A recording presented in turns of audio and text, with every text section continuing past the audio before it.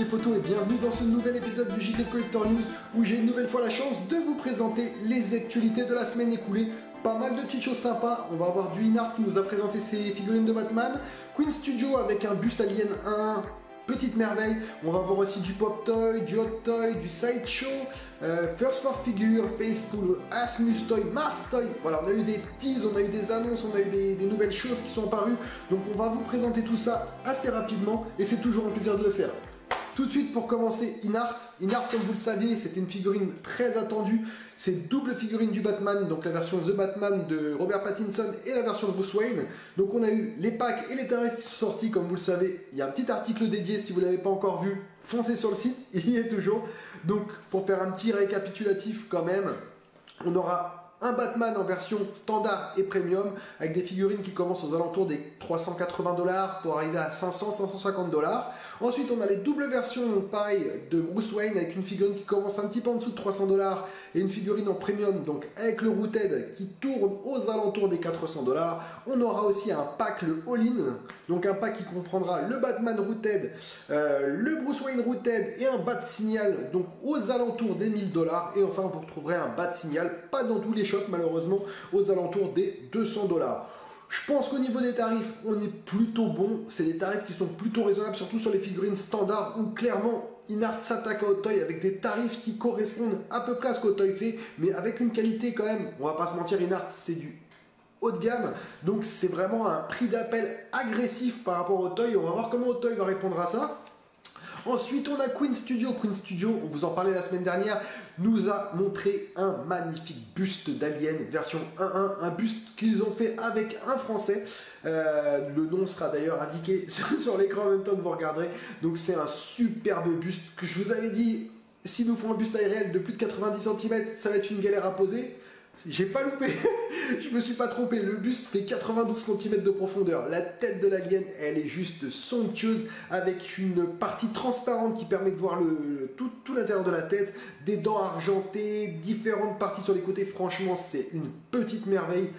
Une petite merveille qui, comme on le sait à chaque fois, Queen Studio aura forcément un très beau prix aussi, il me semble qu'elle est limitée à moins de 200 exemplaires, on va piquer les 4000 €, hein, clairement, bon, ça fait encore une fois mal, mais c'est une pièce qui est tellement exceptionnelle que, voilà, moi, je reste bouche bée quand je vois les réalisations de Queen Studio sur les bustes à 1 en général, voilà, on n'est pas déçus, clairement, on n'est pas déçus.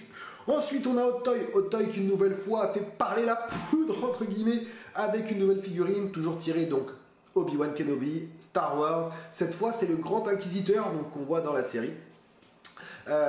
Moi, personnellement, je trouve que c'est une belle réalisation, le visage, la tenue, franchement tout est top. Il n'y a qu'une chose qui me dérange, je sais pas pour vous, c'est au niveau du HS, la couleur. Bah, il a l'air un peu vert, un petit peu trop vert, on dirait un petit peu E.T. ou Hulk, je sais pas. Donc ça me dérange un petit peu, mais bon, sinon en dehors de ça, bon, après ça risque d'être travaillé. Il y a aussi les couleurs, comment l'appareil est pris, enfin avec quelle lumière sont prises les photos. Ça joue un petit peu, j'en ai bien conscience, mais je le trouve quand même un petit peu trop vert pour à mon goût. Mais sinon voilà, c'est une très belle figurine, ça se vendra comme toujours, hein, c'est siglé Hot Toy Star Wars. Vous le savez très bien, ça va partir tout seul. Il y aura des fans, de toute façon les complétistes, hein, ceux qui sont fans de Star Wars ou fans de la série, vont forcément l'acheter. Et en plus de ça, sur une des photos, Hot Toy nous a savamment distillé une petite image de Reva, donc Reva Servander, je sais plus comment elle s'appelle, celle qui joue justement l'espèce d'apprenti, enfin qui va remplacer le Grand Inquisiteur, très très bonne actrice en plus, moi j'ai kiffé dans la série, elle a un vrai rôle. On la voit justement, vous allez voir en même temps la photo du coup, et ça fait plaisir parce qu'on sait qu'elle va arriver, et par contre ça c'est un personnage qu'on attend, on veut voir un petit peu le sculpte, on veut voir un petit peu ce qu'il y a derrière, et du peu qu'on peut voir franchement ça a l'air d'être pas mal. En tout cas moi c'est une figurine que j'attends avec impatience, je veux la voir et je pense qu'elle va peut-être me faire craquer afin de rejoindre mes précos d'Obi-Wan et de Dark Vador, comme tout le monde j'ai craqué sur ces deux persos, et le Dark Vador, si vous avez vu le premier JT vous le savez, petite merveille. Ensuite on a XM qui revient avec une nouvelle statue donc de Superman classique en 1.6 et en 1/4. Donc c'est Superman, les versions vraiment classiques comics, où on le voit donc dans une pose soit en train de s'envoler, soit où il a attrapé un cyborg et il est en train de le détruire avec des HS de remplacement. Franchement, de toute façon, vous allez voir sur la vidéo, c'est une très très belle statue comme toujours. Enfin, c'est des très belles statues, parce qu'il y en a 3, mais c'est à 3 fois la même. Mais voilà, pour moi, XM, clairement, on le sait, hein, la statue 1/4. Le 1/6, voilà, ça me dérange. Je trouve que c'est pas vraiment leur fond de commerce. Et que ils doivent se concentrer sur le 1/4, parce que je trouve que les 1/6, il y a pas mal de petits défauts, moi qui me dérangent en tout cas. Mais en tout cas, les 1/4, elle est magnifique. Franchement, elle est magnifique. Vous voyez, c'est une très très belle statue. Les yeux énervés rouges et tout comme ça.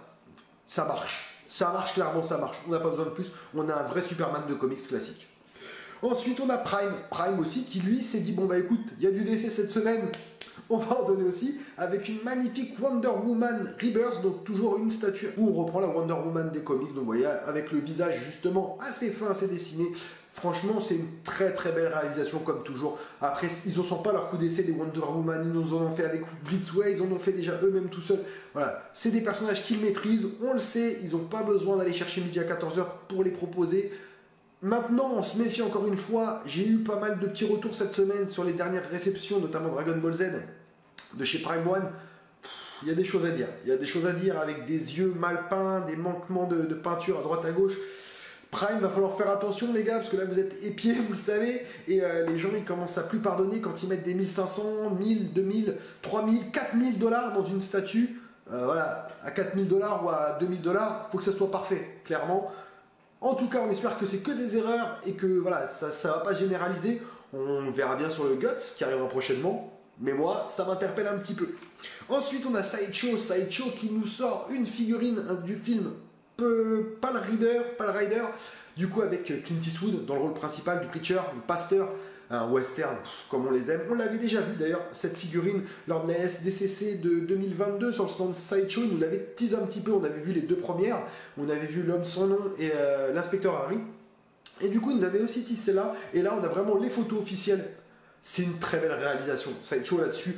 Sur la gamme Legacy Clint Eastwood, ils ont fait quelque chose de fabuleux. Moi, je trouve que c'est bien. Moi, en tout cas, j'aime la qualité que c'est. Maintenant, c'est des protos. Comme vous le savez, et maintenant avec Sideshow, il va falloir se méfier des protos. Comme on en parlait il y a 15 jours, quand on voit les résultats finaux de Obi-Wan et d'Anakin, faut pas qu'ils nous fassent ça sur du 1.6 comme ça. Hein. Même si les figues elles ont des prix relativement corrects, 275 $, il me semble, si on reçoit un truc qui correspond pas du tout à ça, avec une qualité de vêtements moindre, ça va gueuler. En tout cas, moi je sais que je gueulerai. Mais en tout cas, là, en l'occurrence, ce prototype, petite merveille. En tout cas, à mes yeux, c'est une très belle réalisation. Ensuite, King of Figure. King of Figure. Excusez-moi, il y a un petit moment là, il faut quand même que je laisse mon cerveau être en adéquation entre le nom de la compagnie et le travail qu'ils ont fourni. King of Figure qui nous a sorti une figurine donc de Kang le Conquérant que vous avez pu voir notamment, donc Nathaniel Richards, que vous avez pu voir dans la série Loki. C'est celui qui, entre guillemets, chapeaute la timeline, les timelines même. C'est un superbe acteur. Moi, je trouve que dans le film, dans la série, pardon, il était très bien. D'ailleurs, il va arriver dans la MCU dans la prochaine phase. Ça va être lui un petit peu le grand méchant, logiquement, si j'ai bien tout compris et si j'ai bien tout suivi. Mais King of Figure nous a sorti une figurine. Moi, j'ai pas compris. Est-ce que c'est une caricature? Est-ce que on n'avait pas tous les plans de l'acteur? Qu'est-ce qui s'est passé? Je trouve que le visage il est loupé complètement. C'est ultra caricatural. Je trouve qu'on n'a pas des traits. On a vraiment des traits qui sont presque poussés à anime et non pas à réalité. La tenue, ça a l'air d'être du moyen de gamme. C'est pas top. Franchement, même si voilà, on sait qu'à regret, Otoy ne fera pas ce personnage, en tout cas pas tout de suite, pas cette version-là. Pas la version, parce que là c'est vraiment la version inspirée de la série Loki. Otoy ne fera pas cette version-là. Voilà, on le sait. Mais d'autres studios peuvent nous proposer mieux que ça, clairement. Pour moi, passez votre chemin. Même si vous êtes fan Marvel, passez votre chemin. Pardon. C'est vraiment pas quelque chose où il faut s'attarder, à moins d'être déçu. Quand le proto il est déjà comme ça, j'imagine pas le résultat final. Voilà. Ensuite, Facepool qui nous sort de superbes figurines 1/6, toujours dans le monde military, et en général, il s'attaque surtout à la licence Il faut sauver le soldat Ryan, un petit concurrent de Did, hein, clairement. Cette semaine, il nous sort donc Irving Wade, c'est le médecin, je ne sais pas si vous vous souvenez, interprété par Giovanni Ribisi, un acteur qu'on a vu dans pas mal d'ailleurs de séries. Et ils nous sortent une version, franchement, une très très belle version. Il y a de la concurrence pour 10. De toute façon, entre les deux, ça se tire dans les pattes parce qu'ils proposent les mêmes choses et avec une qualité qui est. Enfin, les mêmes choses. C'est des figurines qui reprennent les mêmes personnages, mais à chaque fois, il y a quand même une petite différence entre les deux. Et c'est une très bonne chose parce que les deux se tirent vers le haut. Bien entendu, aussi bien pour Dit que pour Facepool. C'est pas des licences officielles, donc vous n'aurez pas les vrais noms, vous aurez juste bataillon 101e bataillon médecin, France 1944, mais c'est bien les personnages du film Il faut sauver le soldat Ryan, et c'est des très beaux personnages. De toute façon, vous pouvez le voir là, pour moi, le HS déjà c'est une petite merveille. Il est super, il n'y a rien à dire là-dessus. Ensuite, on passe à Pop Toy. Pop Toy qui nous sort 8 nouveaux costumes. Les costumes Pop Toy, de toute façon, on le sait, en 1.6, c'est la base. Si vous voulez vous faire un custom de Tony Stark, de Bruce Wayne, vous allez forcément acheter du Pop Toy parce que leurs costumes, ils sont tout simplement fabuleux. Moi, je les adore, je les kiffe. On avait fait d'ailleurs une review sur comment faire un custom de Bruce Wayne pour pas cher avec le costume de Pop Toy. Et là, ils nous ressortent toute une série de 8 costumes. Clairement, c'est des costumes orientés Tony Stark. Peut-être un pourra avoir un multi-usage, voire deux, pour du Batman ou du Ben Affleck ou du Christian Bale. Mais voilà, l'essentiel, c'est vraiment pour du Iron Man. Mais c'est toujours impeccable avec une coupe impressionnante. Pop Toy, il faut qu'il continue comme ça. C'est des trucs à moins de 50$ en général, 50-60$.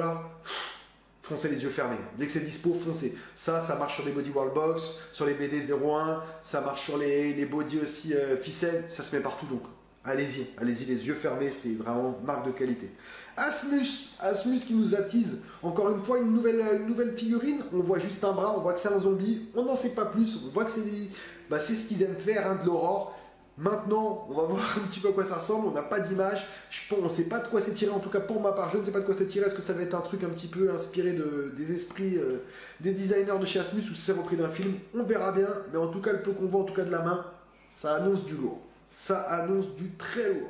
Mars Toy aussi qui s'est mis à nous faire un petit tease cette semaine. Mars Toy, on le sait, hein, ils sont quand même assez dans la gamme DC essentiellement. DC, ils aiment le Joker, ils aiment le Batman. On a eu un Joker Nicholson. On a eu pas mal de petites choses. Et là, ils nous teasent un Joker SWAT, version SWAT, comme on peut le voir dans le film Suicide Squad. La tenue, elle est vraiment pas mal. Pour le moment, on n'a que 2 petites images, mais on voit déjà que le travail fait dessus, c'est qualitatif.